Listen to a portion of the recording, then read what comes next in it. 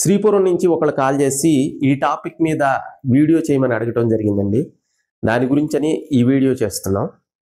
ముఖ్యంగా మనకి డ్రగ్స్‌కి అలవాటు పడిన వాళ్ళు, ముఖ్యంగా తాగుడికి అలవాటు పడిన వాళ్ళు, లేదా రకరకాలైనటువంటి మత్తు పదార్థాలకి అలవాటు పడినటువంటి వాళ్ళు. వీళ్ళు యాక్చువల్‌గా జీవితం అంటే భయం ఉంటుంది. మనం చనిపోతే భార్య పిల్లలు ఏమైపోతారు అనేటువంటి భయం ఉంటుంది. ఫైనాన్షియల్‌గా లాస్ అవుతున్నాం అనే భయం ఉంటుంది.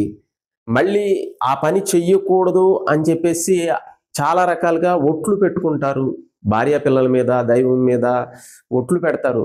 కానీ ఈ మానేయటం అనేది చాలా కష్టంగా ఉంటుంది. ఇది నిజంగా కష్టమైనటువంటి విషయమే, కాదనేది ఏమీ లేదు.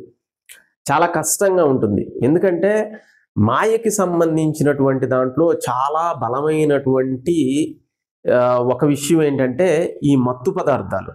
అంటే మనకి చెప్పేటువంటి దాంట్లో కూడా మొదట ఏ అలవాటు లేని వాళ్ళకి కామం అనేటువంటి విషయం, వ్యసనం ఏదైతే ఉందో అది ఎక్కువగా ప్రబలంగా అందరిలో ఉంటుంది. ఎందుకంటే దాని నుంచే ఇక్కడ సృష్టి కార్యం మొత్తం రచించబడుతుంది కాబట్టి దాని మీద ఎక్కువగా అది మొదటి ప్రభావం కింద ఉంటుంది. తర్వాత ఈ మత్తు పదార్థాలు చాలా ఎక్కువ ప్రభావాన్ని చూపిస్తాయి. అంటే కామం యొక్క ప్రభావం యాక్చువల్గా ఒక మాట చెప్తారు ఏంటంటే, ఒక కొకైన్ తీసుకునే వాళ్ళల్లో ఎంత మత్తు ఉంటుందో కామానికి సంబంధించిన దాంట్లో ప్రభావం పడిన వాళ్ళల్లో, ఆ స్థితిలో ఉన్న వాళ్ళల్లో కూడా అంత మత్తు ఉంటుందని చెప్తారు. అయితే దీంట్లోంచి బయటపడేటువంటి విషయం గురించి ఈరోజు చర్చించుకోబోతున్నాం. అది సాధన ద్వారా. అంటే మనకి ముఖ్యంగా మనం ఒక కొమ్మని ఒకళ్ళు చెట్టు ఎక్కినప్పుడు ఒక కొమ్మని వదలాలి అంటే ఇంకా పై కొమ్మని పట్టుకుంటే కానీ ఈ కింద కొమ్మను వదులుతారు. అంటే ఇక్కడ మన జీవితంలో కూడా వాటికంటే ఉత్తమమైనటువంటి ఆనందాన్ని మనం రుచి చూపించగలిగితే ఆటోమేటిక్గా వీటిని మనస్సు అనేది వదిలేస్తుంది. ఎందుకంటే మళ్ళీ వీటిని పట్టుకుంటే ఈ పైన ఉన్నటువంటి ఉన్నతమైనటువంటి ఆనందం కానీ మనకి విషయాతీతమైనటువంటి ఆనందం కానీ కలగటం అనేది జరగదు. అది శాంతితో కూడి ఇంకా చాలా చాలా ఉన్నతమైనటువంటి స్థితులకి ఆధ్యాత్మికంగా తీసుకెళ్ళగలిగేటువంటి ఆనందం. మరి ఈ ఆనందంలో మత్తు ఉండదా అంటే, మనకి సహజంగా తీసుకునేటువంటి మత్తు పదార్థాలన్నిటికంటే కూడా చాలా ఆనందకరమైనటువంటి మత్తుతో కూడినటువంటి ఆనందం దీంట్లో ఉంటుంది. ఒకటి మనకి మత్తులో జరిగేటువంటి ఒక డ్రగ్స్ తీసుకున్నారు, లేకపోతే గంజాయి, లేకపోతే రకరకాలైనటువంటి ఆల్కహాల్ సేవించడం లాంటివి తీసుకున్నప్పుడు జరిగేటువంటి విషయం ఏమిటి అంటే, ఒకటి మనకి ఉన్నటువంటి బాధలన్నీ మర్చిపోవటానికి ఒక డ్రగ్స్లో అయితే కంప్లీట్గా ఆలోచన రహితమైనటువంటి స్థితి, అంతేకాకుండా శరీరంలో ఉన్నటువంటి నాడులన్నీ కూడా చాలా ఉత్తేజితమై ఆనందాన్ని కలుగజేస్తాయి, సుఖాన్ని కలుగజేస్తాయి. డ్రగ్స్లో అయితే కాన్షియస్నెస్ అనేది విపరీతంగా పెరుగుతుంది, బాగా ఎక్కువగా కాన్షియస్నెస్ అనేది స్ప్రెడ్ అవుతుంది. ఇది ఏమవుతుందంటే, కాకపోతే దీంట్లో ఉన్న ప్రాబ్లం ఏంటంటే, ఈ డ్రగ్స్ అనేది శారీరకంగా ఎప్పుడైతే బాగా హై ఇస్తుంది, అంటే మనకి చాలా గొప్ప ఆనందాన్ని ఇచ్చేసేసి హై ఇచ్చేటప్పుడు మనకి నర్వస్ సిస్టమ్ మొత్తం బాగా ఉత్తేజితం అయినప్పుడు సేమ్ అదే లెవెల్లో అది ఆ నర్వస్ సిస్టమ్ను కూడా కంప్లీట్గా డౌన్ చేస్తుంది. ఈ హైలో ఉన్నప్పుడు చాలా కాన్ఫిడెంట్గా ఉంటారు, ఏ పనైనా చేసేస్తారు, మేము ఏదైనా చేసేయగలం అనేది రకరకాలుగా వాళ్ళు ఆలోచన విధానం కానీ శక్తి కూడా అలాగే ఉంటుంది. కానీ ఈ డౌన్ అయినప్పుడు కంప్లీట్గా డిప్రెస్ అయిపోవటం, కాన్ఫిడెన్స్ లేకపోవటం, సూసైడ్ చేసుకోవాలనేటువంటి థాట్లు విపరీతంగా రావటం, నేను చేతగాని వాడిని, పనికిరాని వాడిని, దేనికి పని చేయను అనేటువంటి రకరకాలైనటువంటి ఆలోచనలతో వీళ్ళు ఇంకా నీరసించిపోయి జీవితంలో ఏ పని చేయడానికి కాకుండా పోతారు. అదే సేమ్ పరిస్థితి ఆల్కహాల్కి సంబంధించిన దాంట్లో కూడా డ్రగ్స్ కంటే కూడా ప్రభావం కొంత తక్కువైనా కానీ ఇది కూడా సేమ్ ఇదే పరిస్థితిని తీసుకొస్తుంది.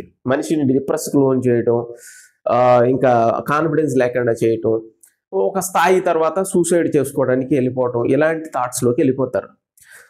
మరి దీనికి పరిష్కార మార్గం ఏమిటి అంటే దైవానికి సంబంధించినటువంటి మార్గంలో సాధనల్లో ఎవరైతే శాంభవి కేచరి ముద్రల్ని బాగా ప్రాక్టీస్ చేసే వాళ్ళకి ఇది ఖచ్చితంగా అనుభవంలో ఉంటుంది. ఈ ప్రాక్టీస్లో ఏమవుతుందంటే ఈ ప్రాణాయామంతో కూడినటువంటి అంతర్ముఖ ప్రాణాయామంతో కూడినటువంటి సాధన చేసినప్పుడు మనకి విపరీతమైనటువంటి మత్తు, అంటే ఈ స్థితి మనం ఇంతకుముందు చూసుండం. అంటే ఆ మత్తు పదార్థాలు లేకుండా చూసుండం. మత్తు పదార్థాల దగ్గరికి ఎందుకు వెళ్ళిపోతారు అంటే ఆటోమేటిక్గా ఈజీ కదా, ఆ డ్రగ్ తీసేసుకుంటే ఆ స్థితి వచ్చేస్తుంది. ఇది కొంచెం కష్టపడాలి, సాధన చేసి ఒక గైడ్తో వెళ్ళాలి, ఒక గురువు కానీ ఇంకొకరు కానీ అది బోధ చేస్తే ఈజీగా గైడ్ చేసేవాళ్ళు ఉంటే ఈజీగా ఆ మార్గంలోకి వెళ్ళడం అనేది ఈజీ అవుతుంది. వన్స్ మీరు ఆ స్థితిని చేరి దాన్ని టచ్ చేశారంటే ఇంకా మన జీవితంలో మనం ఎప్పుడూ కూడా మళ్ళీ మత్తు పదార్థాల జోలికి కంప్లీట్గా వెళ్ళకపోవటం కాదు, బయటికి వచ్చేటువంటి ప్రయత్నం చిన్న చిన్నగా. ఫస్ట్ ఇక్కడ ప్రాబ్లం ఏంటంటే వీళ్ళు అసలు మానాలి అనుకోరు, తగ్గిస్తామనే మాట అంటారు కానీ మానాలి అనుకోరు. ఇది మెయిన్ ప్రాబ్లం, దానివల్లే ప్రాబ్లం ఉంటుంది. వీళ్ళు ఎప్పుడైతే ఆధ్యాత్మికంగా ఉన్నతంగా ఉండేటువంటి ఆనందాన్ని ఒక్కసారి రుచి చూశారు అంటే మేము జీవితంలో మానేద్దాం అనుకుంటున్నాం అనే మాట ఖచ్చితంగా వస్తారు. చిన్నగా మానేయటానికి ఒక మార్గం అనేది సుగమం అయిపోతుంది, ఈజీ అయిపోతుంది, వే అనేది ఈజీ అయిపోతుంది. ఇది ముఖ్యంగా మరి దీంట్లో ముఖ్యంగా శాంభవి ముద్ర, కేచరి ముద్ర, ప్రాణాయామం ఈ మూడింట్లో కూడా చేసినప్పుడు, మూడు కలిపి చేసినప్పుడు విపరీతంగా మత్తుతో కూడినటువంటి స్థితి ఒకటి ఏర్పడుతుంది. ఈ స్థితిలో మనకి ఏది కూడా అవసరం అనిపిస్తుంది, మత్తు పదార్థాలు ఏవి కూడా అవసరం లేకుండానే మత్తు కలుగుతుంది. అందుకని ఈ హాయి మళ్ళీ మీరు ఎప్పుడైతే మత్తు పదార్థాల జోలికి వెళ్ళారో, మా రకరకాలైనటువంటి వ్యసనాల జోలికి వెళ్తే ఇది దూరం అయిపోతుంది, ఆటోమేటిక్గా దూరం అయిపోతుంది. కాబట్టి దీన్ని మనం సస్టైన్ చేసుకోవాలి అంటే ఆ జోలికి ఎట్లయినా వెళ్ళకూడదు. ఎందుకు వెళ్ళాలి? అప్పుడు ఆటోమేటిక్గా మనకి ఈ స్థితి, మీరు కొన్ని ప్రాణాయామాలు చేస్తేనే, ఒక కేచరి ముద్ర పెడితేనే, శాంభవి ముద్ర పెడితేనే ఆ స్థితి వచ్చేటప్పుడు మనం ఎందుకు వెళ్ళాలి? అసలు అవసరమే ఉండదు. కాబట్టి మనకి ఇది చక్కగా మనని ప్రొటెక్ట్ చేస్తుంది, మత్తు పదార్థాల జోలికి వెళ్ళకనీటికి. మీకు ఒక ఉదాహరణ కావాలంటే మీరు రామకృష్ణ పరమహంస గారి జీవిత చరిత్ర చదువుకోండి, పరమహంస యోగానంద గారి జీవిత చరిత్ర.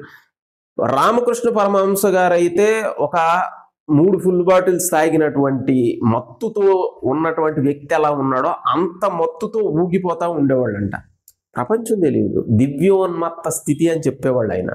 ఈ ఉన్మత్త స్థితి ఏదైతే ఈ మత్తుతో కూడినటువంటి ఉన్మత్త స్థితిలో ఆటోమేటిక్గా మీరు లోపల మీ యొక్క సెల్ఫ్తో, మీ యొక్క ఆత్మతో మీరు లైవ్ అయిపోయేటువంటి స్థితి దీంట్లోనే ఏర్పడుతుంది. దీంట్లో హాయి అయినటువంటి స్థితి, నిశ్చలమైనటువంటి స్థితి, చలనం లేనటువంటి స్థితి, స్ట్రెస్, టెన్షన్స్ వీటన్నిటికీ దూరం అయిపోయినటువంటి ఒక ఉన్నతమైనటువంటి స్థితి, మానసిక స్థితి అనేది కలగటం జరుగుతుంది. అదే స్థితి మళ్ళీ పరమహంస యోగానంద గారు ఒక ట్రైన్లో జర్నీ చేస్తూ ఉంటారు. జర్నీ చేస్తూ ఉంటే అంటే పరమహంస యోగానంద గారికి ఎవరినైనా చూసినప్పుడు వాళ్ళ పూర్వం జీవితం, వాళ్ళ విషయాలన్నీ తెలిసాయి కాబట్టి ఒక వ్యక్తి విపరీతమైనటువంటి తాగుడికి బానిస అయిపోయినటువంటి వ్యక్తిని ఒక ఆయన చూసి గమనిస్తారు. గమనించి అక్కడ శిష్యులు ఉన్నప్పుడు ఒకసారి ఈ చమత్కారం చూడండి అంటే, ఇప్పుడు పరమహంస యోగానంద గారు ఏం చేస్తారంటే ఆయన భుజం మీద ఒకసారి అలా చెయ్యేస్తారు. చెయ్యేస్తే అతనికి విపరీతమైన మత్తు కలుగుతుంది. ఆ తాగుబుద్ధికి విపరీతమైన మత్తు కలిగి పరమహంస యోగానంద గారిని అడుగుతారు, మీరు ఏ మందు తాగుతారు, మీరు ఏ మందు తాగుతారు, మీరు ముట్టుకుంటేనే ఇంత మత్తు ఉందంటే ఆ మందు తాగితే ఇంకెంత మత్తు ఉంటుంది అని చెప్పేసి అడుగుతాడు. అంటే పరమహంస యోగానంద గారు కూడా స్వయంగా ఒక మాట చెప్పేవాళ్ళు ఏంటంటే, 1000 నిద్రలు వేస్తే అలా ఉంటుందో అంత రిలాక్స్ అవుతాం క్రియాయోగలో, అంత రిలాక్స్ అవుతాం మనం చేసేటువంటి ప్రాణాయామంలో అని. అంతేకాకుండా ఇంకొక విషయం ఏమిటి అంటే, లాహిరి మహాశయులు రోజు రాత్రి మొత్తం సాధన చేసుకునే వాళ్ళు పొద్దున్నే లేచి గంగలో స్నానం చేసి ఇంటికి రావటం అనేది పరిపాటి ఆయనకి. డైలీ వచ్చేటప్పుడు రోజు కూడా తూలుతూ నడుస్తూ ఉండేవాళ్ళు. అక్కడ షాప్ అయినా డైలీ అనేవాడు అనమాట, బాబు గారు పొద్దున్నే మందు తాగినట్టున్నారు, పూలుతూ నడుస్తున్నారు అని. నిజంగా ఎంత మొత్తమైనటువంటి స్థితి ఒక్కసారి అంటే అంతటి మహాత్ముల్ని ఆవహించి వాళ్ళని సమ్మోహితుల్ని చేసి మత్తులో ముంచేటువంటి స్థితి ఉంది అంటే ఒక సాధనలో అది ఎంత గొప్ప స్థితి అయి ఉంటుందో ఆలోచించండి. మన మనస్సుకి ఇక్కడ ఇంద్రియాలకు సంబంధించిన భోగాలు, ఇంకా కామ సంబంధమైన భోగాలు, ఇంకా మనకి మత్తు పదార్థాలకు సంబంధించిన భోగాలు, వీటికంటే ఉన్నతమైనటువంటి స్థితికి సంబంధించినటువంటి ఆనందాన్ని, మత్తుని మీరు ఎక్కడైతే ఇవ్వగలరో ఆటోమేటిక్గా ఇవన్నీ కూడా వదిలి వెళ్ళిపోతాయి. మనం ప్రత్యేకంగా ప్రయత్నం చేయాల్సిన అవసరం ఏమీ లేదు. కాబట్టి క్రియాయోగకు సంబంధించినంత వరకు ఆ క్రియని పర్ఫెక్ట్గా ప్రాక్టీస్ చేయటం, టెక్నిక్ ప్రాక్టీస్ చేయటం అనేది చాలా చాలా ముఖ్యమైనటువంటి విషయం.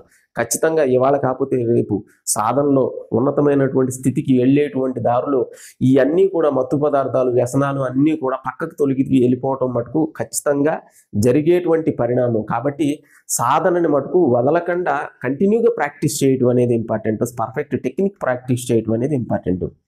క్రియాయోగకు సంబంధించినటువంటి క్లాసుల కోసం, దానికి సంబంధించిన డీటెయిల్స్ కోసం పైన ఉన్నటువంటి ఫోన్ నెంబర్ని సంప్రదించండి.